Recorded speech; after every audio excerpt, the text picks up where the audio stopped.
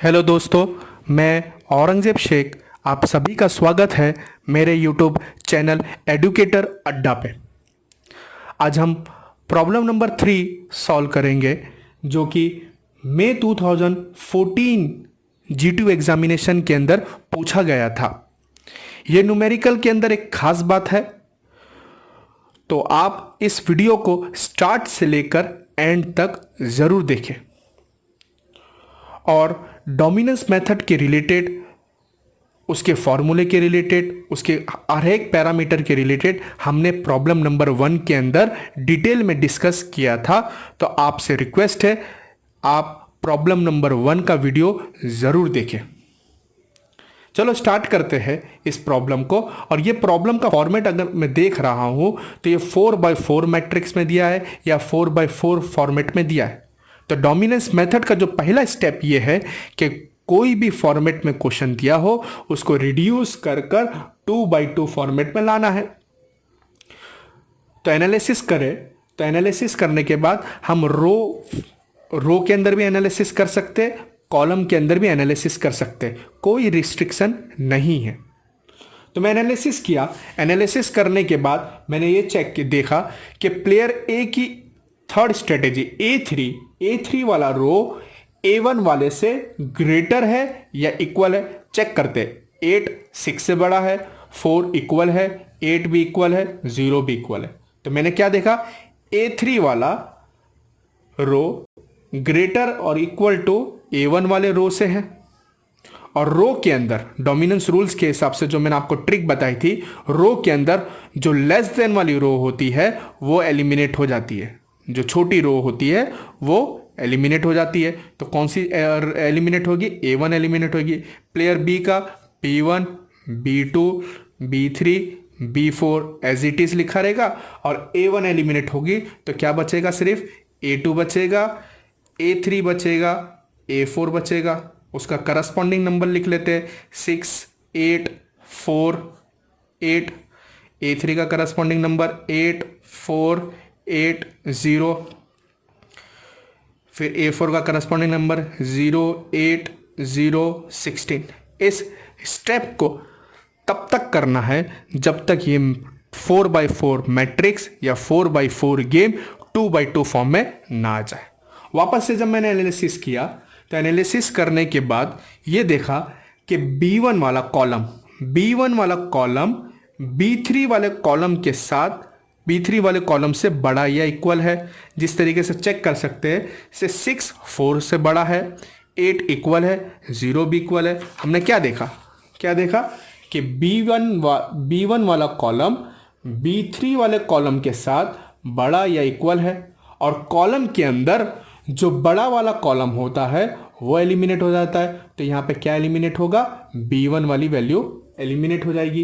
तो B1 वाली value eliminate हो जाएगी तो बचेगा क्या? B2 बचेगा, फिर B3 बचेगा और B4 बचेगा।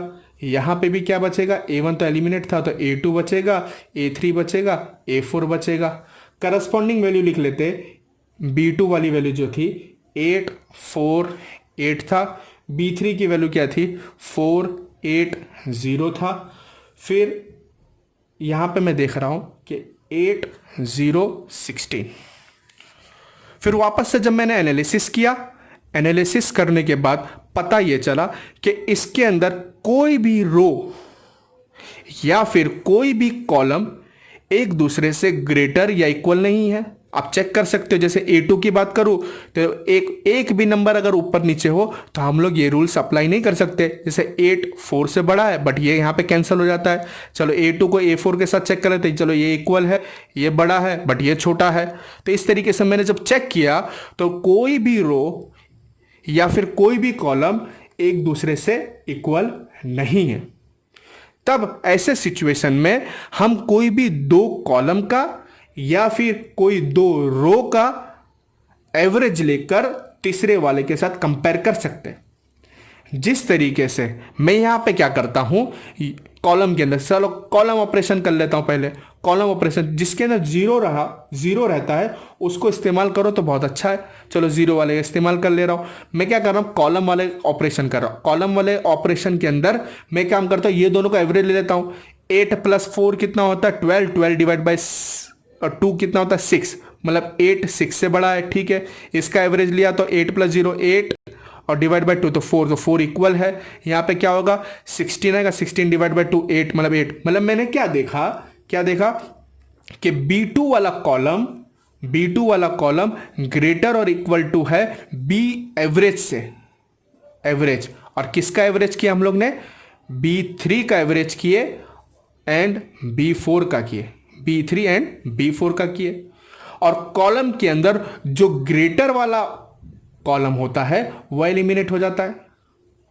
हमको यह जरूरत कब पड़ा, जब ऐसा सिचुएशन आ जाए कि हम कोई भी कॉलम को एलिमिनेट नहीं कर पा रहे हैं या फिर कोई भी रो को एलिमिनेट नहीं कर पा रहे हैं, तो हम लोग कोई भी दो कॉलम को पकड़ लो या फिर कोई भी दो रो को पकड़ के उसका एवरेज करना है, एवरेज करके थर्ड वाले के साथ कंपेयर कर लेना है। कोई भी कर सकते हो, कोई स्टेप नहीं है, कोई रिस्ट्रिक्शन नहीं है। मैंने क्या किया कि कॉलम के अंदर पकड़ा, कॉलम B2 का ऐसे रहने दिया, B3 और B4 का एवरेज लेके उसको कंपेयर कर लिया, तो मेरे को पता चला कि B2 ग्रेटर देन और इक्वल टू B एवरेज से है, तो मतलब B2 एलिमिनेट हो जाएगा और बचेगा क्या, सिर्फ B3 बचेगा और B4 बचेगा। और यहाँ पे क्या बचेगा, A2 था ही, A3 था और A4 था। यहाँ पे मैं लिख लेता हूँ A2 की वैल्यू कितनी थी, B3 की पूरी करस्पॉन्डिंग वैल्यू लिख लेता हूँ 4 8 0 8 0 16। वापस से जब मैंने चेक किया, चेक करने के बाद पता ये चला कि वापस से कोई भी कॉलम या कोई भी रो एक दूसरे से इक्वल या ग्रेटर देन, मतलब ग्रेटर देन या इक्वल नहीं है, और कोई भी रो एलिमिनेट भी नहीं हो रहा है, कोई भी कॉलम एलिमिनेट नहीं हो रहा है। वापस से ऐसे टाइम पे क्या करना है हमें तो कॉलम तो अब एलिमिनेट कर नहीं सकते क्योंकि 2x2 में तो 2 तो जरूरत है ही है, हमको रो के अंदर ही ऑपरेशन करना पड़ेगा, मजबूर है। तो रो के अंदर भी कोई दो रो का इस्तेमाल करके तीसरे वाले रो के साथ कंपेयर कर लेना है। तो मैं क्या काम करता हूं कि A2 को रहने देता हूं, A2 को रहने देता हूं, ये दोनों का एवरेज कर लेता हूं। ये दोनों का एवरेज जब किया तो 8 प्लस 0 कितना हो गया 8 और डिवाइड बाई 2 4 हो जाता है, यहाँ पे 8 हो जाता है। तो यहां पे मेरे को क्या पता चला कि एवरेज A ऑफ एवरेज किसका एवरेज था, A3 का और A4 का, A3 का और A4 का किसके ग्रेटर देन और इक्वल टू किसके साथ है, A2 के साथ। ये दोनों का एवरेज, ये A3 का एवरेज और A3 और A4 का एवरेज A2 से बड़ा या इक्वल है। अब रो के अंदर जो होता है कि जो लेस देन वाला पार्ट होता है वो एलिमिनेट हो जाता है, एलिमिनेट हो जाता है, लेस देन वाला पार्ट एलिमिनेट हो जाता है। आपके दिमाग के अंदर एक कंफ्यूजन आ रहा होगा, उसको भी क्लियर कर देता हूं। यहां पे आप बोलोगे कि सर आपने B2 ग्रेटर देन एवरेज लिखा, यहां पे एवरेज को A2 के साथ कंपेयर किया है। हमारी मजबूरी है, क्यों, क्या मजबूरी है सर, मजबूरी यह है कि हमको 2x2 फॉर्मेट में लाना था। अगर मैं इसका उल्टा लिख सकता था कि A2 greater than equal to average है, तो एवरेज एलिमिनेट करना पड़ता है क्योंकि लेस रो के अंदर जो छोटी वाली चीज रहती है वो एलिमिनेट होती है। तो एवरेज एलिमिनेट करो तो दो रो गायब हो जाएगी, सिर्फ A2 बचेगा, तो A2 से क्या करेंगे हम लोग। तो इसलिए हम क्योंकि दोनों इक्वल थे, जैसे यहां पे क्या था 4 आता, यहां पे कितना था 8 आता, तो मैंने क्या करा एवरेज को ग्रेटर देन बना दिया, एवरेज को greater than equal to A2 कर दिया। तो यहां पे क्या एलिमिनेट हो जाएगा, A2 एलिमिनेट हो जाएगा, बचेगा क्या, सिर्फ A3 A4 और क्या बचेगा B3 B4।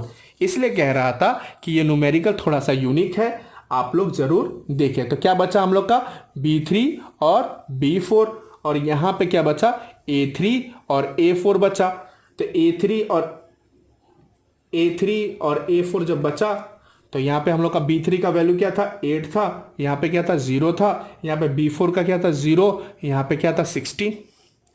और ये A किसके लिए था, प्लेयर A के लिए था, ये क्या किसके लिए था, प्लेयर A के लिए था, यहां पे क्या था प्लेयर B के लिए था। ये अब ये 2x2 फॉर्मेट में रिड्यूस हो गया है। अब हमको सिर्फ और सिर्फ वैल्यू ऑफ गेम फाइंड करना है। तो वैल्यू ऑफ गेम फाइंड करने के दो तरीके हैं, एक फॉर्मूला वाला तरीका जो मैंने आपको बताया है, एक तरीका इक्वेशन वाला है। तो मैं ये न्यूमेरिकल को फॉर्मूले वाले से सॉल्व करता हूं, आप लोग इक्वेशन वाले से खुद सॉल्व कर लेना। अगर कोई भी डाउट होगा तो कमेंट बॉक्स में पूछ सकते हो। तो मैं काम करता हूँ फॉर्मूले वाले से सॉल्व कर लेता हूँ, जो कि थोड़ा इजी भी रहता है और इक्वेशन वाला भी इजी है, कोई टेंशन वाली बात नहीं, उससे भी आंसर आएगा। आप लोग चेक कर सकते हैं, क्योंकि प्रॉब्लम नंबर 1 और प्रॉब्लम नंबर 2 को मैंने फॉर्मूले वाले से भी सॉल्व करके बताया, इक्वेशन वाले से भी सॉल्व करके बताया। तो ये प्रॉब्लम नंबर 3 है, तो प्रॉब्लम नंबर 3 थर्ड प्रॉब्लम है, तो इसको मैं फॉर्मूले वाले से सॉल्व करता हूँ, आप लोग इक्वेशन वाले से सॉल्व कर लेना। तो हम लोग प्लेयर ए के लिए सपोज कर लेते हैं प्रोबेबिलिटी P1 और A3 के लिए प्रोबेबिलिटी P1, A4 के लिए प्रोबेबिलिटी P2 और यहाँ पे B3 के प्रोबेबिलिटी Q1 और P2 के लिए B4 के लिए प्रोबेबिलिटी Q2। यहाँ पे P1 फाइंड करना है, तो P1 का फॉर्मूला आपको बताया था। P1 का फॉर्मूला क्या था? 16 माइनस 0 डिवाइड बाय दोनों डायगोनल का प्लस, 16 प्लस 8 24 होता है, माइनस क्या बोलते हैं 0 माइनस 0, तो यहाँ पे क्या रहेगा 24 माइनस 0, तो आंसर कितना बच जाएगा 16 डिवाइड बाई 24। 16 डिवाइड बाई 24 हम लोग कर लेते हैं, तो 16 डिवाइड बाई 24 तो आंसर आएगा 0.66। कितना आंसर आ जाएगा? अप्रोक्सीमेटली 0.66। यहाँ पे हम लोग फाइंड कर लेते हैं P2 की वैल्यू। P2 की वैल्यू आ जाएगी 1 माइनस P1, 1 माइनस P1 मतलब 1 माइनस 0.66, तो यहाँ पे आंसर हम लोग माइनस कर लेते हैं, 1 माइनस आंसर, तो आंसर आ जाएगा 0.33। तो ये हमारा किसका आंसर आ गया? P2 का आंसर आ गया। अब Q1 फाइंड कर लेते हैं। Q1 के अंदर क्या होगा? 16 माइनस 0, 16 माइनस 0, डिनोमिनेटर सेम होगा, 24 माइनस 0, आंसर कितना आएगा? 24 ही आएगा, मगर फिर भी लिख देता हूँ 24 माइनस 0, तो 16 डिवाइड बाई 24, तो इसका भी आंसर कितना आ जाएगा? 0.66। इसी तरह अगर मुझे Q2 फाइंड करना है, तो Q2 is equal to 1 minus Q1, तो 1 माइनस 0.66, आंसर कितना आ जाएगा? 0.33। अब मुझे क्या फाइंड करना है? वैल्यू ऑफ गेम, जिसको हम लोग किससे इंडिकेट करते हैं? V से इंडिकेट करते हैं। और V से इंडिकेट करने के बाद आपको पता है कि डायगोनल का मल्टीप्लीकेशन, तो 16 इंटू 18 माइनस दूसरे डायगोनल का मल्टीप्लीकेशन, तो दूसरे डायगोनल का मल्टीप्लीकेशन 0 ही होगा, और डिवाइड बाय क्या होगा? 24 माइनस 0, तो 16 इंटू 18, तो मैं लिख देता हूँ 16 into 8 minus 0 divide by 24 minus 0। 16 into 8 128 होता है, 16 इंटू 8 128 डिवाइड बाय 24, तो आंसर कितना आएगा? 5.33। तो वैल्यू ऑफ गेम कितना आंसर आ गया मेरा? Value of game is equal to 5.33। आप लोग जरूर जो सेकेंड मेथड है इक्वेशन वाला मेथड, उससे ज़रूर सॉल्व करना और चेक करना कि वैल्यू ऑफ गेम सेम आता है कि नहीं, और 110% सेम ही आएगा। ठीक है, और आपको वीडियो अच्छी लगी हो तो लाइक ज़रूर करना, कोई भी डाउट होगा कमेंट बॉक्स में पूछ लेना, सब्सक्राइब करना भूलना मत, और बेल आइकन पे क्लिक कर दे नोटिफिकेशन के लिए। Thank you.